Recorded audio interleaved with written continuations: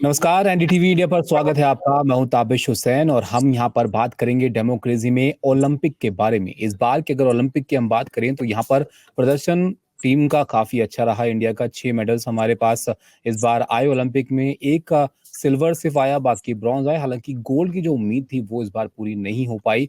और कहा जाता है हर बार, और इस बार भी कहा गया कि भाई दिल हमारे खिलाड़ियों ने बहुत जीते, लेकिन गोल्ड जीतने की नौबत आखिर क्यों नहीं आ रही है, क्या इसमें दिक्कतें हैं, इस पर चर्चा करते हैं। आरपी जी, सबसे पहले तो आपको बहुत बधाई की टीम हॉकी जो है बहुत अच्छा किया हमने, और दूसरे ओलंपिक में लगातार पदक जीतने में जो है वो कामयाब रहे। नहीं नहीं, हम तो यही कहेंगे पूरे देशवासियों को बहुत बहुत बधाई हो। और खास तौर से टीम ने बहुत अच्छा परफॉर्मेंस दिया। सेमीफाइनल किन्हीं कारणों से हम लोग लॉस कर गए, नहीं मेडल हमारा और ऊपर जाना था। और मुझे तो लग रहा था इस बार हम लोग गोल्ड लेके आएंगे, लेकिन खेल में कुछ अनिश्चितताएं रहती हैं। दो दो चार नहीं होता है खेल में।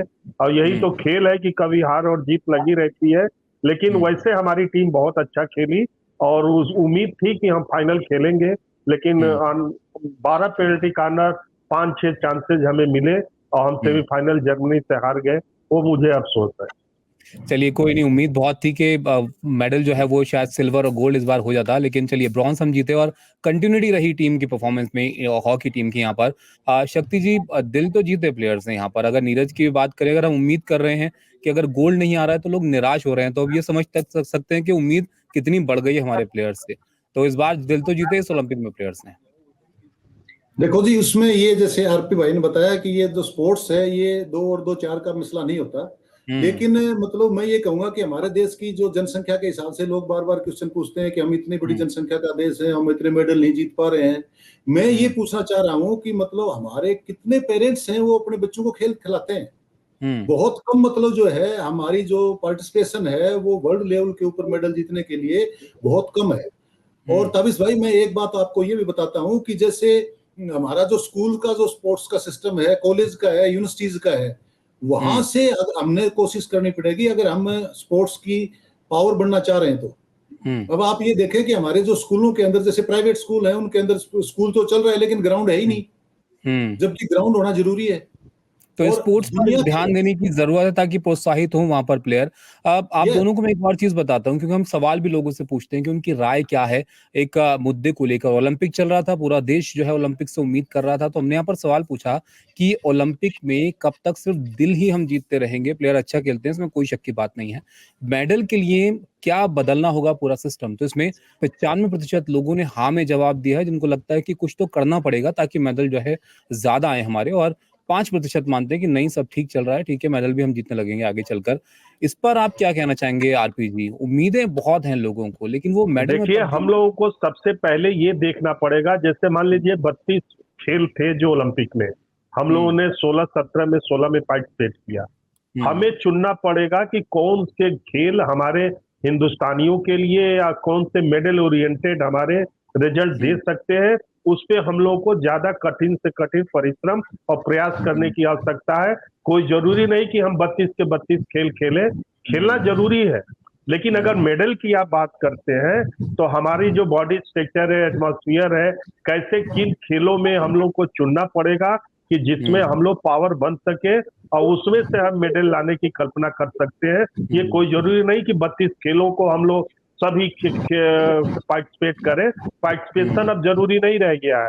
अब जैसे आपने कहा कि 95% लोग ये उम्मीद करते हैं कि हम जाते हैं, 140 करोड़ की जनता है, उसमें हम मेडल ओरिएंटेड हमारा रिजल्ट होना चाहिए। उसके लिए मेरा अपना अनुभव कहता है, या जो मैंने महसूस किया, हमें गेम चुनने पड़ेंगे कि किन खेलों में हम पावर बन सकते हैं।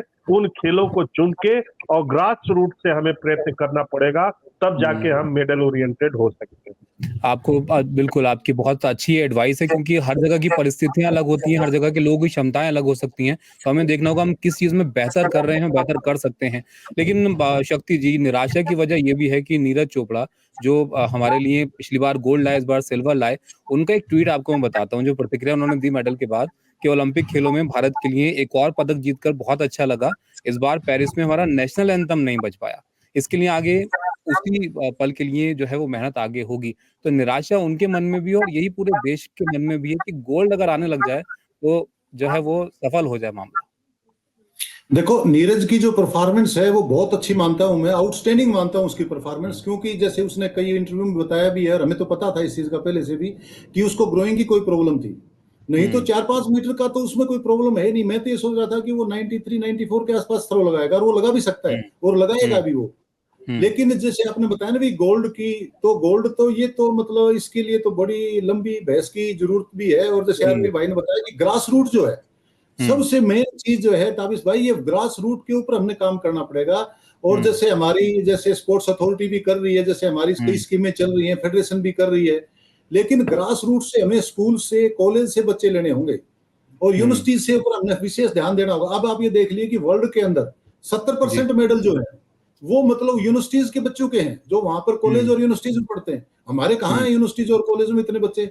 इनके ऊपर हमें फोकस देना पड़ेगा। जो डायरेक्टर अच्छा काम करते हैं उनको प्रोत्साहन देना पड़ेगा, उनको वेलकम करना पड़ेगा। और जो मतलब जो है यूनिवर्सिटीज के अंदर अच्छा काम कर रहे हैं उनको और फैसिलिटीज वहां देनी होंगी। तो जब तक आरती हम सर, आपको भी ये लगता है जिस तरफ शक्ति जी इशारा कर रहे हैं कि अब यूनिवर्सिटी स्कूल लेवल से ही वो प्रोत्साहन की जरूरत है कि आप स्पोर्ट्स में आइए, आप अच्छा कर सकते हैं?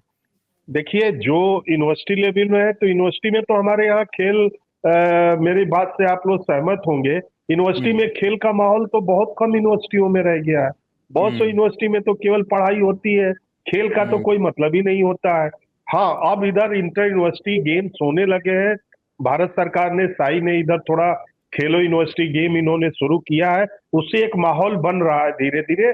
लेकिन जो हमारे जो बच्चे आते हैं, अभी भी जो गार्जियन है या जो बच्चों के माँ बाप हैं, खेल में बहुत कम बच्चों को भेजते हैं। हमारे यहाँ अभी स्पोर्ट्स को उतनी अहमियत लोगों ने पहले नहीं देते थे, लेकिन इधर कुछ वर्षों में आप देखेंगे, 8-10 सालों में थोड़ा खेल का माहौल बना है। और मैं उम्मीद करता हूँ कि ये माहौल चूंकि ऊपर से बनता है, तो अभी माननीय लेकिन प्रधानमंत्री जी ने इस लेकर बार के आपको लगता है? और हमारे स्टेट के मुख्यमंत्री जी योगी आदित्यनाथ जी ने अब खेलों को बढ़ावा देने के लिए लोग जी। काम कर रहे हैं। अब उनको समझ में आ रहा है कि खेल भी अनिवार्य है। अगर जब भारत सरकार और स्टेट जो दोनों मिल के, चूंकि स्टेट सब्जेक्ट होता है स्पोर्ट, अगर दोनों मिल के काम करेंगे तब जाके बेहतर रिजल्ट मिल सकता है। बिल्कुल, अगर सब मिलकर काम करेंगे तो बेहतर रिजल्ट यहाँ पर मिलेगा। शक्ति जी, अब खिलाड़ियों में प्रतिभा की कोई कमी नहीं है, ये हम देखते हैं ओलंपिक में हमारे प्लेयर्स बहुत अच्छा अचीव करते हैं। इस बार भी 6 प्लेयर तो सिर्फ मेडल से एक कदम से चूक गए, आप कहिए चौथे नंबर पर वो रहे हैं। ऐसे में टैलेंट की कमी नहीं है, सरकार प्रोत्साहित कर रही है अलग-अलग योजनाओं के ज़रिए, लोगों का भी अब थोड़ा सपोर्ट मिल रहा है, तो अब कहाँ पर और ज़्यादा जगह है थोड़ा-सा पुश करने की, ताकि ये गोल्ड में तब्दील होने लगे सब? देखो जी, अभी मतलब सरकार की तरफ से, फेडरेशन की तरफ से, साई की तरफ से कोई हुँ, कमी नहीं है। कई अच्छी हुँ, स्कीमें चलाई जा रही हैं, लेकिन हुँ, पेरेंट्स को जिम्मेवारी लेनी होगी अब। जी, पेरेंट्स को अपने बच्चे को जो है ये बोलना होगा कि भी खेल भी एक चीज है। स्पोर्ट्स हुँ, एजुकेशन को प्रमोट करना पड़ेगा। हम खाली एजुकेशन को कर रहे हैं। जैसे आरपी भाई ने बताया कि कुछ यूनिवर्सिटियों में ही आजकल स्पोर्ट्स का माहौल है, तो जो हुँ, एजुकेशन पॉलिसी है उसके साथ स्पोर्ट्स एजुकेशन भी जो है हमें उस पर भी ध्यान देना होगा। अब हुँ, स्पोर्ट्स एजुकेशन जब होगी और वो बच्चे जो है अच्छा पूरा उसको उसके नंबर भी मिलेंगे स्पोर्ट्स के, और स्कूल लेवल से ही उनको मतलब इस चीज का ध्यान दिया जाएगा, तो हुँ, ये जो है हम कम से कम भी, मैं ये मानता चाहूँ कि स्पोर्ट्स ओलंपिक में मेडल लेने के लिए आपको कम से कम भी 10 साल की, एथलेटिक्स के अंदर तो कम से कम 10 साल की ट्रेनिंग बहुत जरूरी है। और पेरेंट्स बिल्कुल। को भी ये सोचना पड़ेगा कि वो ये लालच ना करें कि भाई मेरा बेटा जो है ना 2 साल के अंदर ही ज्यादा परफॉर्मेंस दे दे, और वो पेरेंट हुँ, कोचेज के ऊपर प्रेशर डालते हैं कि मेरे बच्चे की परफॉर्मेंस नहीं आ रही है, कोच साहब इसकी हुँ, परफॉर्मेंस आए, नहीं तो उसको हुँ, पढ़ाई की तरफ कर देते हैं। तो उनको भी हुँ, पेशेंस रखना पड़ेगा, और ग्रास रूट पर हमने जो है ना अच्छे कोच लगाने होंगे। और वो जो कोच हैं उनकी भी ये जिम्मेवारी होगी कि जब उनका एक लेवल खत्म हो जाता है, सबसे बड़ी हुँ, दिक्कत है, मैं ये भी मानता हूं कि एक हुँ, एथलीट है, बहुत टैलेंटेड है, लेकिन एक कोच का लेवल है कि वो उसको स्टेट लेवल तक ही तैयार कर सकता है।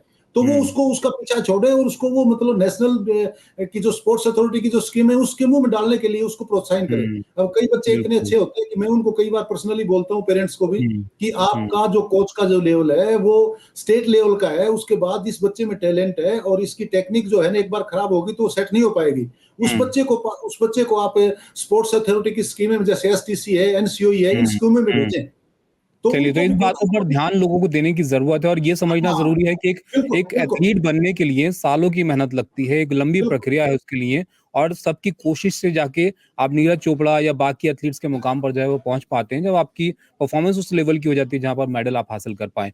आरपी जी, एक वजह ये भी शायद होती है कि आप क्रिकेट से तुलना करने लगते हैं जब स्पोर्ट्स की बात आती है, तो लोगों की इतनी दिलचस्पी शायद नहीं होती बाकी गेमों में, लेकिन आपको लग रहा है ये भी अब नजरिया बदल रहा है? नीरज चोपड़ा की गेम के लिए आधी रात तक देश जो है वो जाग रहा था।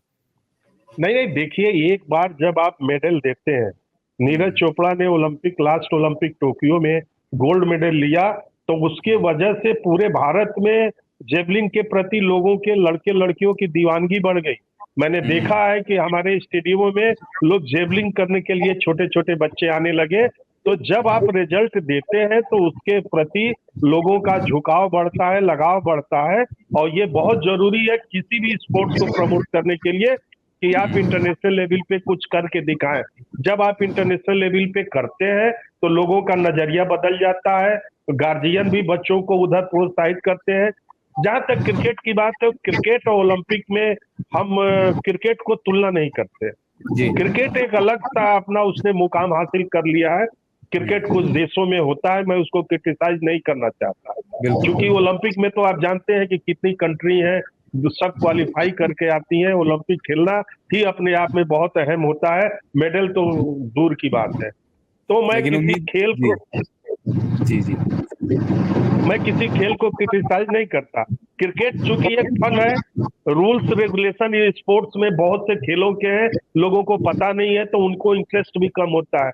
क्रिकेट है कि सबको पता है कि एक बॉल वहां से वो फेंकेगा, यहाँ पे बैट्समैन है, वो मारेगा, आउट होगा, चौका छक्का, बस ये लोगों को पता है। तो जब इंटरेस्टिंग जो स्पोर्ट्स होता है तो उधर लोग उधर झुकाव लोगों का बढ़ जाता है। और जहां तक स्पोर्ट्स की बात है, अगर हम रिजल्ट की बात करते हैं तो नीरज चोपड़ा जब ओलंपिक में लास्ट जब थ्रो करने जा रहे थे, या इस बार भी, पूरा देश देख रहा है। ऐसा नहीं है, हॉकी है, पूरा देश देख रहा था कि हम क्या कर रहे हैं। अब अगर आप रिजल्ट देते हैं तो लोगों का नजरिया बदल जाता है, लोग सोचते हैं कि मेरा भी बच्चा वहां जा सकता है और उसको इतनी इज्जत मिल सकती है, सम्मान मिल सकता है। हर चीज पैसे से नहीं खरीदा जा सकता, मेडल पैसे से नहीं मिलता। यही बड़ी बात है कि वो सम्मान जो अब लोगों की नजरों में है इन प्लेयर्स को लेकर, ये रोल मॉडल बन रहे हैं अलग अलग गेम से जुड़े हुए हमारे प्लेयर्स। शक्ति जी, आपका लास्ट कमेंट इस पर, आपको भी लग रहा है कि लोगों का नजरिया बदल रहा है? बाकी गेमों में भी, हॉकी में जो स्वर्णिम काल हमने देखा था उस तरफ हम बढ़ रहे हैं, हॉकी भी अब बहुत अच्छा कर रही है। देखो, हॉकी के अंदर तो जैसे आरपी भाई ने बताया, तो हमारी तो पूरी मतलब जो है ये दिली इच्छा थी, और हमारे लड़के बहुत अच्छा खेले, बहुत अच्छा खेले। और ये तो एक लक की बात है कि हम जो है वो जर्मनी के साथ जो फर्स्ट जो चला था, उसका फर्स्ट हाफ जो चला था, उसके अंदर कितने प्लेंटी कॉर्नर मिले, तो हमें ये लगता था कि करेंगे। और जो इतने प्लेंटी कॉर्नर लेने का मतलब है कि हमारी स्किल बहुत जबरदस्त है। और वो तो एक किस्मत की बात है कि हम उसको जीत नहीं पाए मैच को। जीता हुआ मैच हमारे पास में था वो। और हॉकी तो दोबारा हमारा ऐसे लगता है कि हम किसी भी टाइम जो है ना, किसी भी ओलंपिक में आने वाले में गोल्ड मेडल ले सकते हैं। और आरपी भाई ने जैसे बताया कि जैसे नीरज की जो परफॉर्मेंस आई है जेवलिन थ्रो के अंदर, और उसके बाद हमारे देश में, मैं तो एक कोच हूं अभी इस टाइम पर एनसीओई के अंदर, चीफ कोच हूं एथलेटिक्स का। हमारे 10 लड़के जो है 80 मीटर से ऊपर आरपी भाई जेवलिन थ्रो करते हैं। और वर्ल्ड रैंकिंग के अंदर टॉप 20 के अंदर आधे बच्चे हमारे हैं। तो बिल्कुल, और ये बहुत ये शक्ति जी बहुत अच्छा बदलाव है। और इसी की हम बात कर रहे थे कि जो दिल जीतने का सिलसिला है ना, जो ओलंपिक में शुरू हुआ है, टोक्यो में दिखा, हमें इसमें दिखा, ये अगली बार में मेडल्स में भी तब्दील होगा और हम जो है नंबर्स में अच्छे मेडल्स लेकर आएंगे। बहुत शुक्रिया आप दोनों का हमारे साथ जुड़ने के लिए और इस चर्चा में शामिल होने के लिए। बहुत बहुत धन्यवाद। Thank you brother, thank you. तो देखिए, ये था इस हफ्ते का ये डेमोक्रेसी शो। उम्मीद है कि अगली बार जब ओलंपिक होगा तो हमारे झोली में बहुत सारे गोल्ड मेडल्स भी होंगे और हमारे प्लेयर्स इससे भी बहुत अच्छा परफॉर्म जो है वहां पर करेंगे। इस हफ्ते के डेमोक्रेसी में फिलहाल इतना ही। अगले हफ्ते फिर आपसे जुड़ेंगे एक और नए टॉपिक के साथ। तब तक के लिए नमस्कार।